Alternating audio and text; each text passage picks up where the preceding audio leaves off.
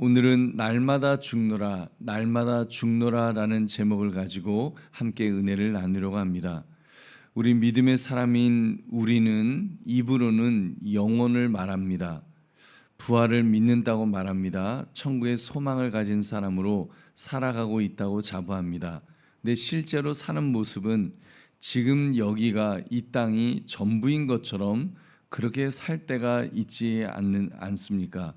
손해보는 일은 피하고 인정받지 못하면 멈추고 결과가 안 보이면 기도도 내려놓습니다. 그 어디에 이렇게 부활 소망을 가진 사람의 흔적을 찾아볼 수 없는 그런 행동을 할 때가 있지 않습니까? 여러분, 그래서인지 오늘 본문에서 바울은 비장한 고백을 합니다. 나는 날마다 죽노라. 나는 날마다 죽노라. 여러분, 죽는다니요, 그것도 날마다라니 도대체 무엇이 사도 바울을 이렇게 살도록 만든 것일까요? 오늘 말씀 나는 날마다 죽노라 이 제목을 가지고 부활의 소망이 오늘 나의 하루를 어떻게 바꾸는가를 묵상하시는 이 새벽 되시기를 주님의 이름으로 축원합니다. 세 가지를 살펴보겠습니다. 첫째, 부활이 없다면 우리의 모든 수고도 설명되지 않습니다. 부활이 없다면 우리의 수고가 어떻게 설명될 수 있겠습니까?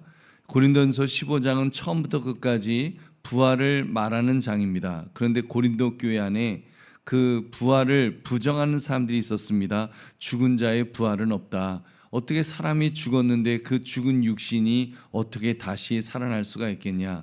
바울은 그 잘못을 정면으로 다루었습니다. 먼저 그들의 모순부터 드러내었습니다. 우리 29절 말씀 함께 읽겠습니다. 시작. 만일 죽은 자들이 도무지 다시 살아나지 못하면 죽은 자들을 위하여 세례를 받는 자들이 무엇을 하겠느냐? 어찌하여 그들을 위하여 세례를 받느냐? 아멘. 여러분, 이 구절은 성경에서 좀 어려운 말씀 중에 하나입니다. 당시 고린도 안팎에 죽은 사람을 위해 세례를 받는 어떤 관행이 있었던 것으로 보입니다. 분명히 해둘 것이 있습니다. 바울은 지금 죽은 자를 위한 세례를 명령하는 것이 아닙니다. 이런 것을 교리로 세우려는 것은 더더욱 아닙니다. 죽은 사람을 대신에 세례받으면 그 영혼이 구원받는다. 여러분, 그런 가르침은 성경 어디에도 없으니까요. 여러분, 바울이 말하는 것은 단 한 가지입니다. 부활이 없다면 부활을 전제로 하는 모든 신앙행위가 무너진다는 것입니다.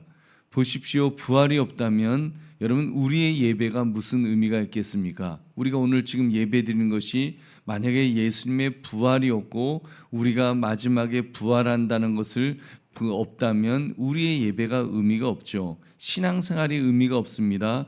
기도가, 우리의 헌신이, 우리의 고난이 다 헛것이 되고 맙니다. 그래서 바울은 묻습니다. 부활이 없다면 내가 왜 이러한 위험을 무릅쓰겠느냐? 내가 너희들에게 왜 이렇게 복음을 전하겠다고 이런 일을 하겠느냐? 지금 그런 것을 묻습니다. 여러분, 오늘 성경은 우리에게도 묻습니다. 너는 정말로 부활을 믿고 있느냐? 우리 자신에게 이 질문을 던지고 있습니다. 여러분, 그러므로 부활을 믿는다는 고백이 입술에만 머물지 않고 살아있는 믿음이 되시기를 주님의 이름으로 축원합니다. 두 번째, 부활이 있기에 성도는 날마다 죽음 앞에서도 복음을 붙듭니다. 부활이 있기 때문에 우리가 죽음 앞에서도 우리가 복음을 붙들 수 있습니다. 이제 바울은 자기 자신을 증거로 내어놓았습니다. 우리 30절 31절 같이 읽겠습니다. 시작. 또 어찌하여 우리가 언제나 위험을 무릅쓰리요?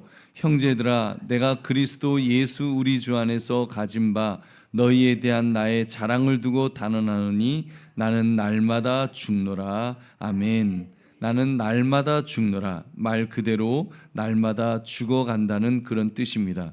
한 번의 사건이 아니라 매일 반복되는 현실을 가리키는 것입니다. 여러분, 오해하지 마십시오. 이 말이 삶을 포기한다는 말이 아닙니다. 우울에 빠졌다든지 또는 자기 비하처럼 하는 표현이 아닙니다. 나는 날마다 죽노라는 절망의 고백이 아니라 부활의 믿음, 부활을 믿는 사람의 가장 담대한 고백인 줄로 믿습니다. 여러분, 바울은 복음을 전하다가 매일 진짜 죽음의 위험 앞에 섰던 사람입니다. 우리 32절 같이 읽겠습니다. 시작. 내가 사람의 방법으로 에베소에서 맹수와 더불어 싸웠다면 내게 무슨 유익이 있으리요?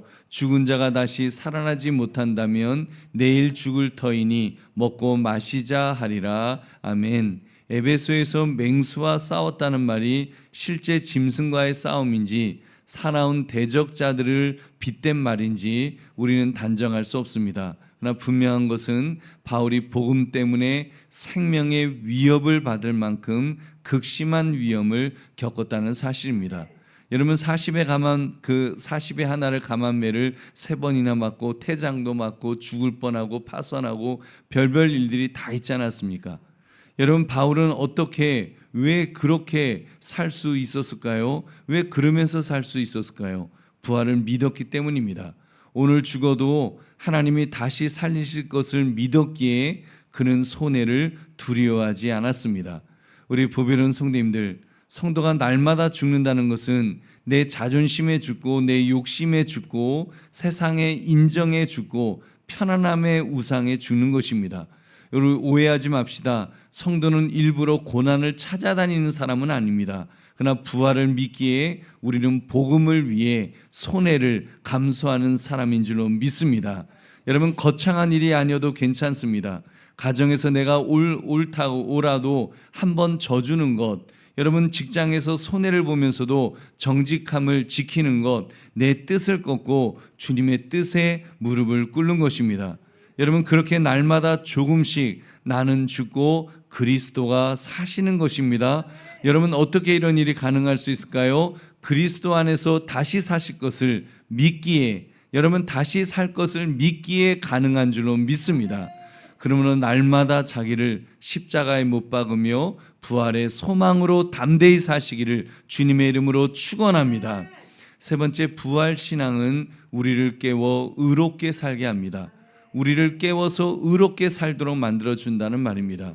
여러분 부활이 없으면 먹고 마시자가 됩니다. 나 부활이 있으면 깨어 의를 행하라가 됩니다.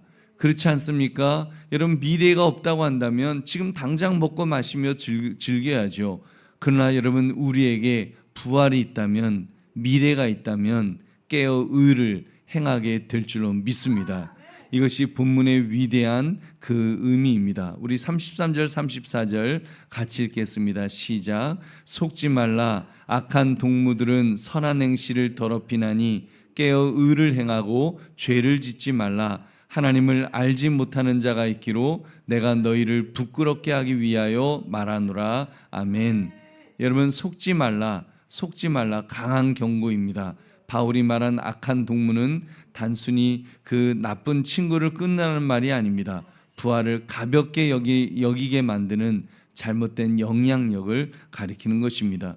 여러분 보십시오. 손 안에 우리 핸드폰 작은 화면이 쉬지 않고 사실 우리에게 이렇게 짤이라 그러나요? 그런 걸로 계속 속삭이지 않습니까? 더 많이 가져라, 더 많이 즐겨라, 지금 만족해라, 그런 자극적인 내용들이 얼마나 많습니까? 우리 영혼을 잊게 만드는 그 목소리에 우리는 날마다 노출되어 있습니다. 그 속삭임이 우리도 모르는 사이에 선한 행실을 더럽힌다는 것입니다.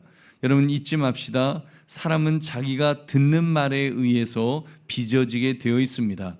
무엇을 계속 듣느냐가 무엇을 사랑하느냐를 만들고 무엇을 사랑하느냐가 결국 어떻게 사느냐를 결정하게 됩니다. 여러분 신학이 무너지면 윤리도 무너집니다. 부활 신앙이 흔들리면 오늘의 삶도 흔들리게 된다는 말입니다. 여러분 깨어 의를 행하라. 이 깨어라는 말은 술 취함에서 깨어나는 모습입니다. 정신을 차리라는 것입니다. 부활 신앙은 몽롱한 종교 감정이 아니라 삶을 또렷하게 깨우는 진리 위에 서 있게 만드는 줄로 믿습니다. 여러분 그런데 바울은 무서운 말을 덧붙였습니다. 하나님을 알지 못하는 자가 있다. 고린도 교회는 지식이 많고 은사가 많고 말이 많았던 교회라고 했습니다. 근데 바울은 말합니다. 너희 가운데 하나님을 알지 못하는 자가 있다. 보배로운 성도들이여, 부활의 하나님을 모르면 우리는 현재만 보고 삽니다. 손해를 견디지 못하면 결국 죄와 타협하게 될 것이고, 그러나 부활의 하나님을 알 때 비로소 깨어서 의를 행할 수 있는 줄로 믿습니다. 그러므로 세상의 말에 속지 말고 죄에서 깨어나 거룩하게 사시기를 주의 이름으로 축원합니다. 이제 말씀을 맺습니다. 우리는 먹고 마시다 죽기 위해 부름받은 사람이 아닙니다. 우리 당장을 위해서 우리가 부름받은 사람이 아니죠. 부활의 주님을 믿고 영원을 바라보며 오늘을 거룩하게 살도록 부름받은 사람인 줄로 믿습니다. 근데 잊지 말아야 될 것이 있습니다. 나는 날마다 죽노라. 이 고백을 누구보다 먼저 사신 분이 계십니다. 바로 우리 주 예수 그리스도이십니다. 여러분, 예수님은 하늘 보좌를 비우시고 낮고 낮은 이 땅에 오셨습니다. 날마다 자기를 부인하시며 십자가의 길을 걸으셨습니다. 그리고 마침내 우리의 죄와 수치를 짊어지시고 십자가에서 그렇게 죽으셨습니다. 죽음이 끝이 아니었습니다. 사흘 만에 다시 살아나셨습니다. 바로 그 부활의 능력이 오늘 우리로 하여금 날마다 죽고 날마다 새롭게 살게 하는 힘이 될 줄로 믿습니다. 여러분, 내 자존심은 죽고 그리스도가 사셔야 합니다. 내 욕심은 죽고 부활의 소망이 살아야 합니다. 내 두려움은 죽고 복음의 담대함이 살아야 할 줄로 믿습니다. 그러므로 나는 날마다 죽노라, 이 제목처럼 먹고 마시는 허무함에 속지 않고 날마다 자기를 죽이며 깨어 의를 행하며 영혼을 바라보고 사는 저와 여러분 되시기를 주님의 이름으로 축원합니다. 우리 기도